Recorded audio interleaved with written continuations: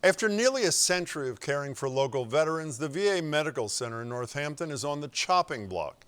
The Federal Department of Veterans Affairs recommended the closure last month, saying the Edward P. Bolin VA Medical Center was among those that are, quote, no longer well located to best support the veteran population.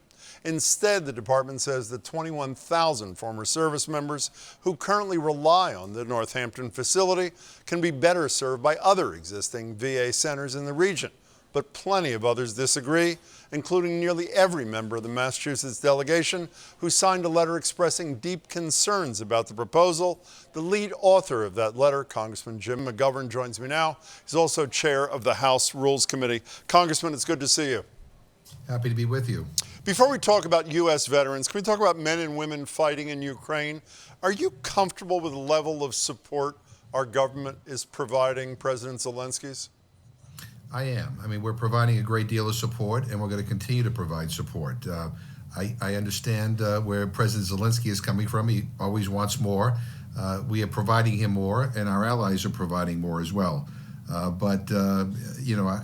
think the support that we have provided has enabled Ukraine, I think, to do what a lot of people thought was impossible, to hold off Russia and their powerful army. And it's an inspiration to see President Zelensky and to see the Ukrainian people stand up for their country. Well, they have held off the Russians in many regards, but there's also been a slaughter of the Ukrainian people. Here is President Zelensky with Jake Tapper from CNN on Sunday's show.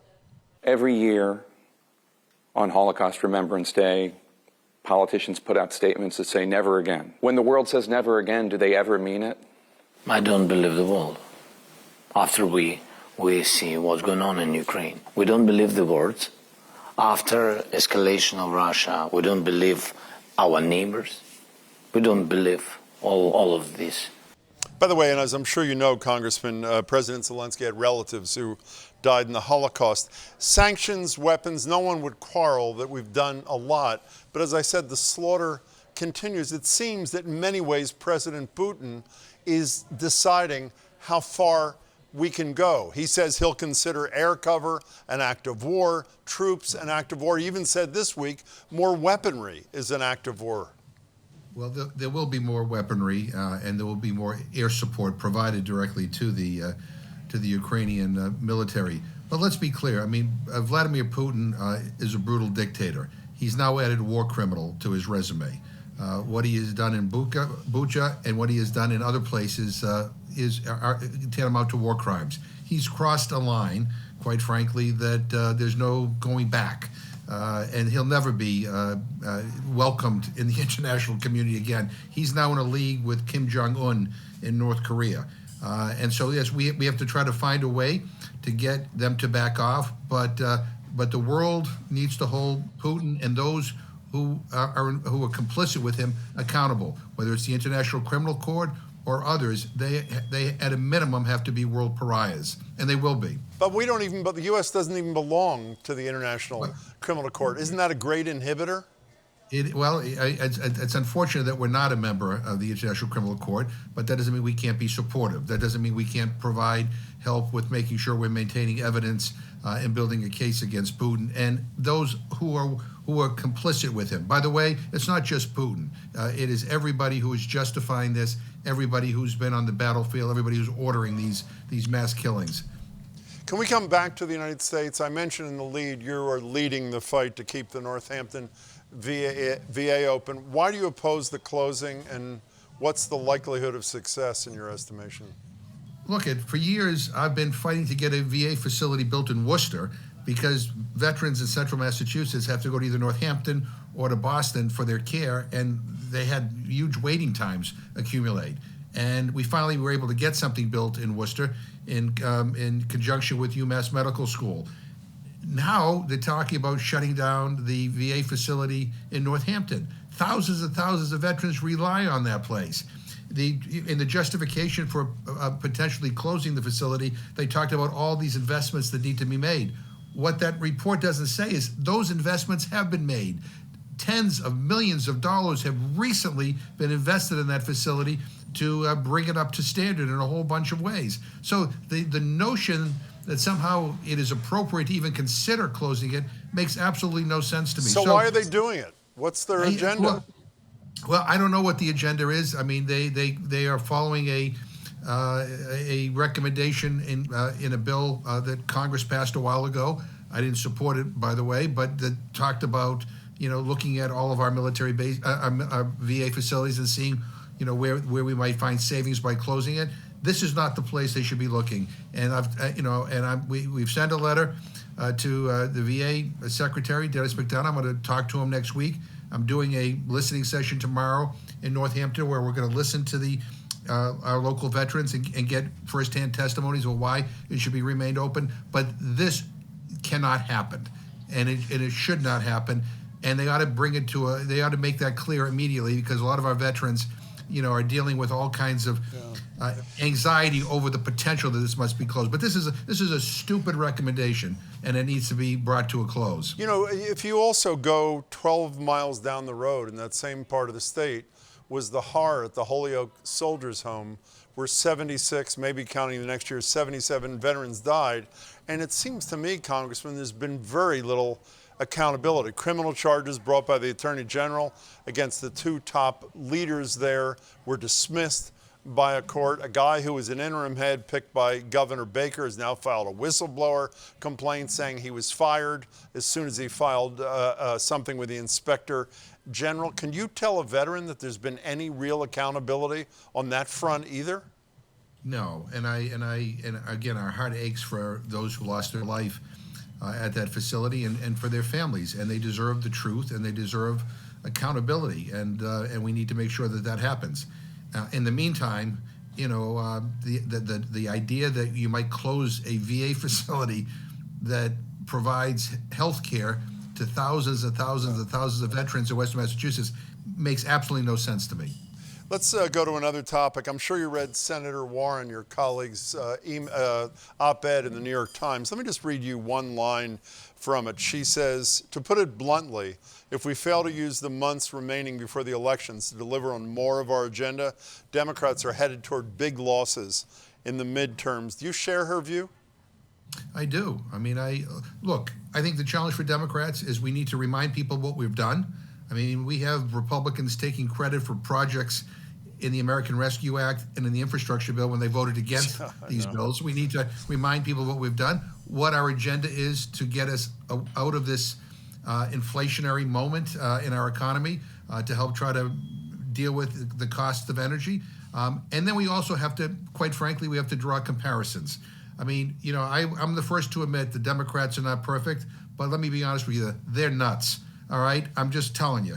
I mean, giving the keys of government to people who coddle people like Marjorie Taylor Greene and Lauren Boebert and Paul Gosar, that is insane. These people are not interested in governing. They don't care about protecting Social Security or workers' rights or the environment. They care about Twitter following, and pleasing the most extreme elements of the right. So, we have a lot to do in terms of getting our message out, telling people our record of accomplishment. But we also have to remind people of what's at stake. And I am really worried that this election, these midterm elections, really are going to be a bellwether as to whether or not we continue with our democracy or we go in a very different direction. And there's an awful lot at stake here, and we need to sound the alarm bells. What's a different direction? Can you describe what you think would happen if the Republicans took back the House or Senate? Well, I think what they would do is advance at the national level what they're trying to do at the state level. Legislation to not only suppress the vote, but to be able to give people who don't like the results the ability to nullify elections. Some of these made up social, polarizing issues that they're pushing, against the LGBTQ community in states, they would do it at the national level. Tax policies that go to big corporations and to the wealthiest at the expense of the middle class. I think an attack on organized labor. I mean, and no attention to the climate crisis that we have. I mean, their agenda is the agenda of the Republican Party now is not the agenda of the Republican Party of your father or grandfather. It is the most extreme right-wing QAnon elements that you can imagine. I deal with these people every day. I have to work with people who tell me that January 6th didn't happen, that it was a bunch of patriots that attacked the Capitol. So those are the people who you would empower with the Republican victory in the House or the Senate. And we can't let it happen. I have to make one correction. That's, of course, unless your father or grandfather is Donald Trump. Congressman, if I can, Elizabeth Warren's contention, as well as your colleague Ayanna Pressley, is the President of the United States has unilateral executive authority to forgive student loans. They both would like to see $50,000 in loan forgiveness. Do you believe the president has that power? I do, and I'm with them on that. Why doesn't he use it? Well, we have made appeals to him to use that authority, and we will continue to do so. I think it's the right thing to do, especially at this moment. You know, Congressman, people have seen you on the show and follow your career, I think would acknowledge you're probably the leader in the Congress on food security issues. And we've learned in the last few days that a number of Republican governors have turned back food supplements through the SNAP program to address food insecurity. That follows on the heels of Republican governors, some returning money for housing security, before that health security through Medicaid funds, through the Affordable Care Act. How is this even possible? How is it legal? How is it moral for a Republican governor to return federal funds that would directly help low and moderate income people in his or her state? Yeah, well, there's no morality in that, and it is cruel, and it shows how little they care about people who struggle in their states. Look, I mean, we're coming out of this pandemic. Hopefully, inflation is a factor here in the United States, as it is all around the world. So prices are up, and people are hurting even more. And to kind of turn a cold shoulder on suffering that is happening in every state in this country is cruel. But you're the Rules Committee chair. Can you design legislation in these areas in a way that they're directed to the individuals affected and can't be vetoed and sent back by governors who are trying to do some political grandstanding? Well, you know, there's a lot of things I can do in the Rules Committee and things that we have tried to do in the Rules Committee. Unfortunately, I need 60 votes in the Senate to do anything. And that's one of the challenges that we have. And that's why we need to get rid of this filibuster. But the bottom line is that government can help during this economic crisis and provide relief, especially to the most vulnerable. Food prices are up. Hunger is up. We need to do much more. And I should just add, you know, I think we are very close to getting a commitment from the Biden administration to develop a holistic plan to deal with food insecurity and nutrition insecurity in this country. I think we're going to finally get them to agree on doing a White House conference on food, nutrition, health, and hunger. We haven't had one of those conferences in 54 years. And when we had it 54 years ago, the WIC program came out of it. The modern day SNAP program came out of it. So we have an opportunity to bring everybody together to try to figure out how do we end hunger in this country? We're the richest country in the history of the world. Tens of millions of people don't know where the next meal is going to come from. We got to do something about this. And I think this may be a way to focus attention on this issue at long last. Hope it happens. Congressman, good to see you as always. Thanks for your time. Good to see you. Be safe. You too.